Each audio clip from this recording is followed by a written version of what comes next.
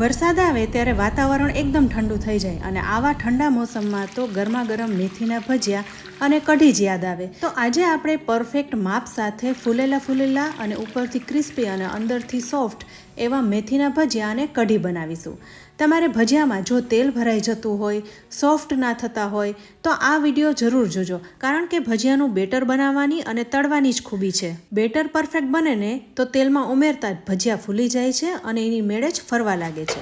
વિડીયોમાં આપેલી ટિપ્સ મુજબ જો તમે ભજીયા બનાવશો ને તો ઉપરથી એકદમ ક્રિસ્પી અને અંદરથી જાળીદાર થશે. મોઢામાં મૂકતા તો ઓગળી જશે, સાથે ટેસ્ટી એવા ને કે ભજીયા ખાતા તો મન જ નહીં ધરાય. તો ભજીયા બનાવવા માટે લીલી તાજી મેથીનો ઉપયોગ કરીશું. તો અહીંયા મેં 200 ગ્રામ જેવી મેથી લીધી છે. મેથીમાંથી પાંદડાને અલગ કરી લીધા છે. હવે આ મેથીને સમારીએ એ પહેલાં ધોઈ લેવાની છે. સમારીને મેથી ક્યારેય ના ધોવી, નહીંતર એમાંથી પોષક તત્વો જતા રહે છે અને થોડો લીલો કલર પણ જતો રહે છે. એટલા માટે ધોઈને જ સમારવાની. હવે જ્યારે ભજીયા બનાવવાના હોય ને ત્યારે મેથીને એકદમ ઝીણી જ સમારવાની, જેથી ભજીયા પાડતી વખતે નડશે પણ નહીં અને સરસ પડશે. હવે મેથી સાથે 2 તીખા મરચાંને પણ ઝીણા સમારી લઈશું. પછી તમારે જેટલી તીખાશ જોઈતી હોય એ પ્રમાણે મરચાં લેવાના. તો અહીં 1/4 કપ જેવી મેથી થઈ છે. આજે આપણે 3 વ્યક્તિને થાય એટલા ભજીયા બનાવી રહ્યા છે, તો એ મુજબ બધું માપ લઈશું. હવે મરચાં ઝીણા સમારેલા પણ ઉમેરી દઈશું. હવે 1/4 ચમચી જેવા અધકચરા વાટેલા મરી પણ ઉમેરીશું. એનાથી ભજીયા એકદમ ટેસ્ટી લાગે છે. હવે લેવાની છે મેઇન સામગ્રી, એ છે બેસન. હંમેશા ભજીયા છે એ બેસનમાંથી જ બનાવવાના. આ બેસન એકદમ ફાઇન ફ્લોર હોય છે, એટલે મેં એને ચાળી લીધો છે, જેથી એકદમ છૂટો થઈ જાય. ભજીયા બનાવવા માટે જૂના પડેલા બેસનનો ઉપયોગ ના કરવો, તાજા બેસનનો જ ઉપયોગ કરવાનો.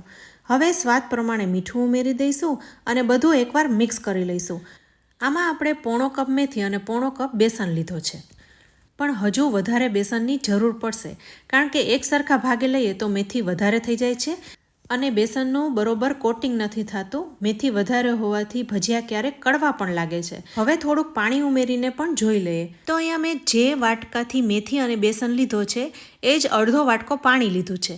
હવે એમાંથી થોડું પાણી મિશ્રણમાં ઉમેરીને મિક્સ કરી લઈએ. તો અહીંયા મેથી વધારે લાગી રહી છે અને બેસન ઓછો લાગી રહ્યો છે, એટલે હવે 1/4 વાટકો ભરીને ફરી બેસન ઉમેરી દઈએ, એટલે બધું બેલેન્સ થઈ જાય. તો હવે તમને પરફેક્ટ માપ સાથે કહું તો જેટલી મેથી લીધી છે એટલો ડબલ બેસન લેવાનો છે. હવે ફરી 1/4 વાટકો બેસનને ઉમેરી દેવાનો છે. બેસનને ચાળીને જ હંમેશા ઉમેરવાનો. હવે સૌથી પહેલાં બેસન અને મેથીને મિક્સ કરી લઈએ. તો હવે તમે જોઈ શકો છો આમાં પાણી ઉમેરવું પડશે. તો જે અડધો વાટકો પાણી લીધું હતું એમાંથી જ જોઈએ એટલું પાણી ઉમેરી દેવાનું છે. જો મેથીમાં વધારે પાણી રહ્યું હશે તો અડધા વાટકાથી પાણી ઓછું જોઈશે. અહીં બેટરને છે ને કઠણ નથી રાખવાનું, પણ ઢીલું રાખવાનું છે. હજુ બેટરને થોડું ઢીલું કરવું પડશે. તો જેટલું પાણી લીધું છે એ બધું જ ઉમેરી દઈશું અને મિક્સ કરી લઈશું.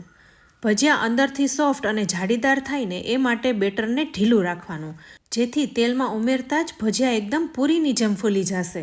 તો હવે બધું સારી રીતના મિક્સ કરી લીધું છે, પણ બેટરમાં બેકિંગ સોડા ઉમેરીએ એ પહેલાં ભજીયા માટેની કઢી બનાવી લઈએ.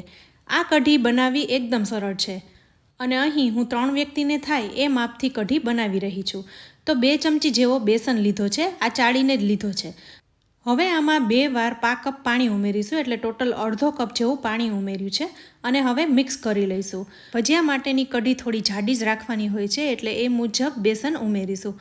મિક્સ કરી લીધા પછી હવે થોડું દહીં ઉમેરીશું. આમ તો કંદોઈ જ્યારે કઢી બનાવે ત્યારે એમાં દહીં નથી ઉમેરતા હોતા, પણ વધારે ટેસ્ટી લાગે એ માટે થોડું એવું દહીં ઉમેરી રહી છું. હવે ફરી મિક્સ કરી લઈશું. મિશ્રણ એકદમ સ્મૂથ બનાવી લેવાનું છે. તો મિશ્રણ તૈયાર થઈ ગયું છે. તો હવે એક પેનમાં 1 ચમચી જેવું તેલ લઈશું. તેલ ગરમ થાય એટલે એમાં નાની ચમચી જેવી રાઈ ઉમેરી દઈશું. રાઈ ફૂટી જાય પછી એમાં હિંગ ઉમેરીશું. આ કઢીને કંદોઈ એકદમ સાદી રીતના જ બનાવતા હોય છે. હવે મિશ્રણને વઘારી લઈશું. સાથે કઢીનો કલર સરસ આવે એટલે 2 ચપટી જેવી હળદર ઉમેરીશું. સાથે સ્વાદ પ્રમાણે મીઠું અને ખાંડ ઉમેરવાની છે. ખાંડ અહીં 1/2 ચમચી જેવી ઉમેરવાની, કારણ કે કઢી ગળાશમાં ચડિયાતી કરવાની છે. એથી જ ભજીયા ભેગી ટેસ્ટી લાગશે. તો બસ હવે બધા જ મસાલા ઉમેરી દીધા છે. એકવાર મિક્સ કરી લઈશું અને કઢીની કન્સિસ્ટન્સી સેટ કરીશું. આપણે અહીં બેસન 2 ચમચી જેવો લીધો છે, એટલે કઢી થોડી વારમાં જ ઘટ થઈ જશે. પણ આટલી કઢી ઘટ નથી કરવાની, થોડું વધારે પાણી ઉમેરી દઈશું. તો પા કપ જેવું ફરી પાણી ઉમેરી કન્સિસ્ટન્સી સેટ કરીએ. તો બસ એકવાર બધું મિક્સ કરીને કઢીને હવે ઉકળવા દેવાની છે. 2 થી 3 ઉફાણા આવી જાય એટલે કઢી તૈયાર થઈ જશે. આ કઢી બનાવવી એકદમ સરળ છે. કંદોઈ પણ આ જ રીતના બનાવતા હોય છે. હવે તમે જોઈ શકો છો કઢી ઉકળી રહી છે અને કન્સિસ્ટન્સી પણ પ્રોપર થઈ ગઈ છે. તમને એવું લાગે કે વધારે જાડી છે તો થોડું પાણી ઉમેરી શકાય. તો બસ અહીં મેં ગેસને હવે બંધ કરી દીધો છે અને ગરમા ગરમ કઢીને એક બાઉલમાં કાઢી લઈએ. તો આ કઢી અહીં તૈયાર થઈ ગઈ છે. કઢી તૈયાર છે તો હવે ભજીયા પણ બનાવી લઈએ. તો ભજીયા બનાવવા માટે તેલને મેં કડાઈમાં કાઢીને ગેસ ઉપર ગરમ કરવા મૂકી દીધું છે. હવે બેટરમાં થોડી એવી 2 થી 3 ચમચી એવી ખાંડ ઉમેરીશું. સાથે ભજીયા એકદમ સારી રીતના ફૂલે એ માટે બેકિંગ સોડા ઉમેરીશું. તો 3 ચપટી જેવા બેકિંગ સોડા ઉમેરવાના છે.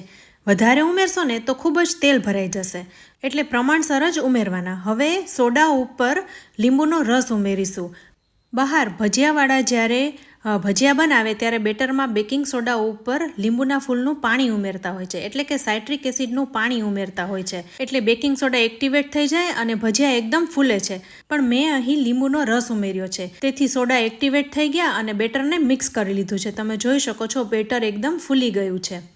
હવે બેટરની કન્સિસ્ટન્સી પણ પ્રોપર છે. બસ હવે તેલ પણ ગરમ થઈ ગયું છે તો આપણે ભજીયાને પાડી લઈએ. ભજીયાનું બેટર બનાવવાની સાથે સાથે તળવાની પણ ખૂબી છે. તેલનું ટેમ્પરેચર અહીંયા મીડિયમ રાખવાનું છે. ખૂબ જ લો ફ્લેમ ઉપર તળશો તો પણ ભજીયામાં તેલ ભરાઈ જશે. અહીંયા વિડીયોમાં તમે જોઈ શકો છો ભજીયા પાડીએ છીએ તો તળાઈને તરત જ ઉપર આવી જાય છે. તો કડાઈમાં સમાય એટલા એક પછી એક ભજીયાને પાડી લેવાના છે. તમે જોઈ શકો છો તરત જ ઉપર આવી જાય છે અને થોડી વારમાં તો એની સાઈડ ચેન્જ થઈ જાય છે. થોડી વારમાં ભજીયા એની આપોઆપ ફરવા લાગે છે. તો આ પરફેક્ટ બેટરની નિશાની છે. આવી રીતે થઈને તો જ ભજીયા બધી બાજુથી પરફેક્ટ રીતના તળાઈ જાય છે. હવે ગેસની ફ્લેમને લો કરી નાખીશું, એટલે ઉપરથી ભજીયા ક્રિસ્પી થાય. ત્યાં સુધીમાં આપણે થોડી વારે ભજીયાની સાઈડ ચેન્જ કરતા રહીશું. બેટરમાં આપણે ખાલી બેકિંગ સોડા જ ઉમેર્યા છે, તેલ નથી ઉમેર્યું. ભજીયાનું બેટર ઢીલું હોય ને ત્યારે માત્ર બેકિંગ સોડાનો જ ઉપયોગ કરવો, પણ કઠણ રાખવાનું હોય તો તેલનો ઉપયોગ કરી શકાય. હવે ભજીયા ઉપરથી એકદમ ક્રિસ્પી થવા લાગ્યા છે. હજુ થોડી વાર માટે રાખીશું. સાથે આપણે મરચાંને પણ તળી લઈએ. ભજીયા છે એ મરચાં વગર અધૂરા છે. તો સાથે મરચાં પણ તળાઈ જશે અને ભજીયા પણ ત્યાં સુધીમાં ઉપરથી ક્રિસ્પી થઈ જશે. ભજીયાને તળવામાં બહુ ઉતાવળ પણ ના કરવી, નહીંતર વચ્ચેથી કાચા રહેશે. તો ફ્રેન્ડ્સ, વિડીયોમાં આપેલી ટિપ્સને ફોલો કરીને મેથીના ભજીયા બનાવશો ને તો ઉપરથી એકદમ ક્રિસ્પી અને અંદરથી જાળીદાર બનશે. તો હવે અહીં ભજીયા અને મરચાં તળાઈ ગયા છે તો એક બાઉલમાં કાઢી લઈએ. આવી રીતના આપણે બધા ભજીયાને તૈયાર કરી લેવાના છે. વરસાદની સિઝનમાં આ ગરમા ગરમ ભજીયા ખાવાની ખૂબ જ મજા આવે છે. ફ્રેન્ડ્સ, તમે જોઈ શકો છો એકદમ જાળીદાર સાથે સોફ્ટ અને ક્રિસ્પી થયા છે. તો આ ગરમા ગરમ ભજીયાને કઢી મરચાં સાથે પીરસી લઈએ. તો ફ્રેન્ડ્સ, વરસાદની સિઝનમાં આવા મેથીના ભજીયા અને કઢી મળી જાય ને તો બીજું કંઈ જોઈએ જ નહીં. તો તમે પણ આવી રીતના બનાવજો અને તમારો ફીડબેક અમને કમેન્ટ બોક્સમાં જરૂરથી આપજો. રેસીપી સારી લાગે, વિડીયો ગમે તો લાઇક અને શેર કરજો. અમારી ચેનલને સબસ્ક્રાઈબ કરી લેજો. અમારા ફેસબુક પેજ અને ઇન્સ્ટાગ્રામ પેજને લાઇક કરી ફોલો કરી લેજો. તો ફરી મળીશું આવી એક ઉપયોગી રેસીપી સાથે. ત્યાં સુધી આવજો.